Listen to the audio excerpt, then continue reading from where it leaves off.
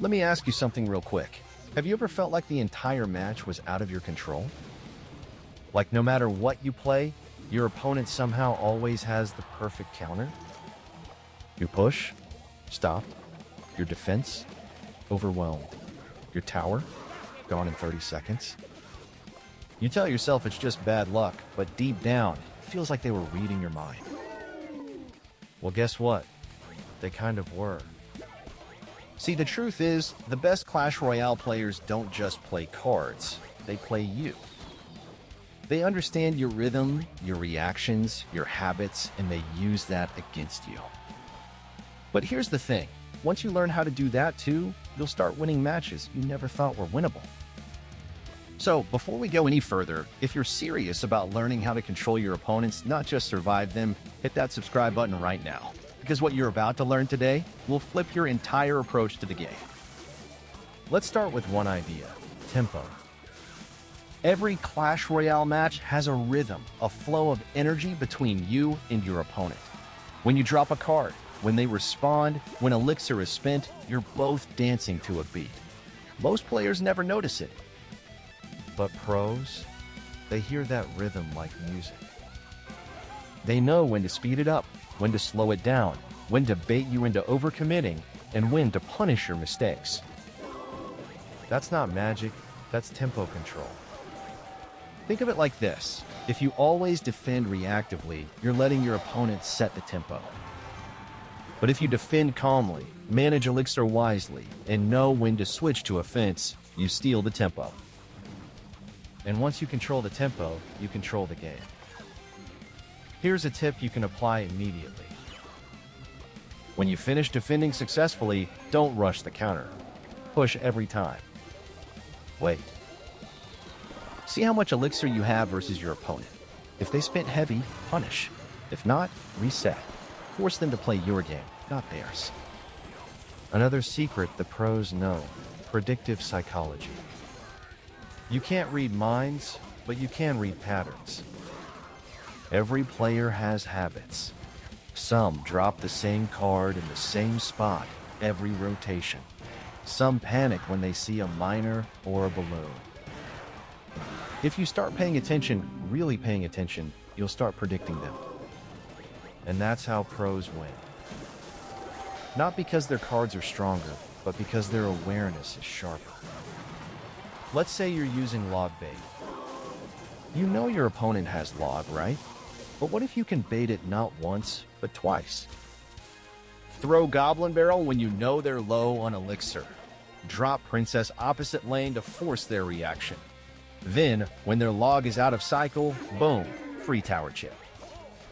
That's psychological warfare. And you can apply this with any deck. Even Giant, even Hog, even X-Bow. It's about understanding how people think, not just how they play. By the way, if you're still here and learning something new, that means you're serious about improving. So take a second, subscribe, and comment your favorite deck down below. I reply to as many as I can, and I might even build a custom video around your deck. Now, let's get into something that separates good players from great ones: pressure management. There are two types of pressure in Clash Royale: the one you feel and the one you create. Bad players feel it. Good players use it.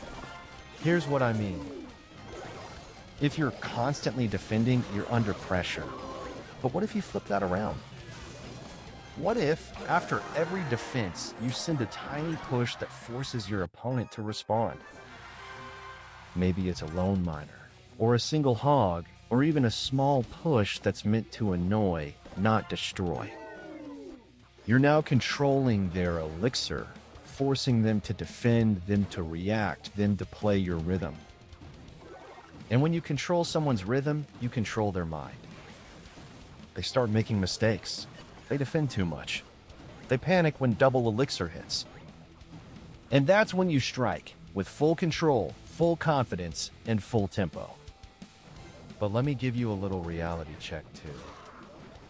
You won't get there overnight. Controlling matches takes patience, awareness, and humility. It's not just about learning the game, it's about learning yourself. Are you impulsive? Are you emotional when you lose? Do you rush plays because you're scared to defend? Be honest with yourself, because once you recognize your own patterns, you'll start seeing them in others too. Now, let's talk about something a lot of people overlook: mental stamina. If you want to climb, you can't just be good at the game. You have to be good at lasting. After 3, 4, 5 matches, most players start slipping. They make lazy plays, misplacements, miscount elixir. That's not bad skill, that's fatigue. So here's what you do. Take breaks every few matches. Watch your replays instead of forcing new games. You'll learn faster, tilt less, and actually enjoy the climb again. And speaking of replays, let me drop a small secret that pros swear by. When you watch replays, focus on what your opponent wanted to do, not just what they did. Ask yourself, why did he play that card? What was he expecting from me? If you can answer that, you'll start understanding the intentions behind every move. That's where true improvement happens. Now, let's get practical. If you're free to play, controlling matches also means controlling your resources. Stop wasting gold upgrading random cards. Focus on 1 or 2 decks that fit your playstyle. Don't chase the meta, create consistency. The longer you stick to one deck, the more you'll see through your opponent's tricks. That's how you turn experience into mastery. So if you're still here, listening, you're already ahead of 90% of players. Because most people want shortcuts, not mastery. But you're learning how to control the board, the match, and your mindset. And if you're vibing with this message right now, do me a favor. Hit that subscribe button. Not because it helps the channel, but because it keeps you connected to this journey. Every day, we drop videos that make you think differently, play smarter, and win more without spending a dime. So here's your challenge for today. Stop playing reactively. Don't just survive your matches, control them. Notice your opponent's patterns, change your rhythm, and take back the tempo. Because once you learn how to dictate the flow of the game, you'll never feel helpless again. You'll stop saying he had the better deck and start saying I had the better plan. And that's what real improvement feels like. So go ahead, load into your next match, stay calm, stay observant, and remember this. Every play you make sends a message. Make sure that message says, I'm in control. I'll see you in the next one, and until then, keep learning, keep improving, and keep believing. Because the moment you take control of the match, you start taking control of your climb. Stop copying random decks from YouTubers if you're free to play. That's the fastest way to stay stuck in mid-ladders. Today, I'm going to teach you how to actually build your own perfect free-to-play deck, one that fits your card levels and still wins games. Let's start with the foundation, your win condition. This is the card that actually takes towers. Hog Rider, Giant, Royal Giant, Graveyard, Balloon, you only need one. Don't overload your deck with multiple win conditions, it just makes your deck clunky and harder to manage. Pick the one card you're most comfortable with and stick to it.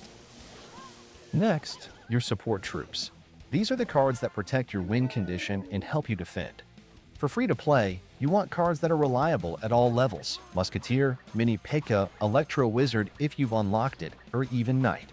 Don't pick expensive legendaries that are underleveled because they'll hold you back. Now, your spells. Every great deck runs at least 2. You need one big spell, like Fireball, Poison, or Lightning, to handle big pushes and high-value troops. Then one small spell, like Log, Zap, or Arrows, to deal with swarms. This combo is non-negotiable. It's how you stay in control of the game. Cycle cards are your secret weapon. Skeletons, Ice Spirit, Electro Spirit, Bats, these cards might look weak, but they give you fast rotations, cheap defenses, and insane value over time. Plus, they're easy to max as free-to-play players. Every pro deck uses at least 1 or 2 of these cheap cards for a reason. And here's the part nobody tells you. Synergy matters more than card rarity. You don't need legendaries to climb. I've seen level 12 free-to-play decks beat fully maxed pay-to-win players just because their deck was balanced. A good deck has 1 win condition, 2 spells, 2 support units, 1 building or mini tank, and 2 cycle cards. That's the golden formula. Here's a quick example of a strong free-to-play deck. Hog Rider, Musketeer, Cannon, Fireball, Log, Ice Spirit, Skeletons, and Knight. Simple, cheap, effective, and deadly when mastered. So the next time you're tempted to copy a 3M, Mega Knight, or random Lava Hound deck off the internet, stop and ask yourself, do I actually have the card levels to support this? If not, build your own. That's how you climb the ladder without wasting months grinding the wrong cards. Remember, Clash Royale is like chess with fireballs. Strategy beats wallet every single time, but only if you build smart.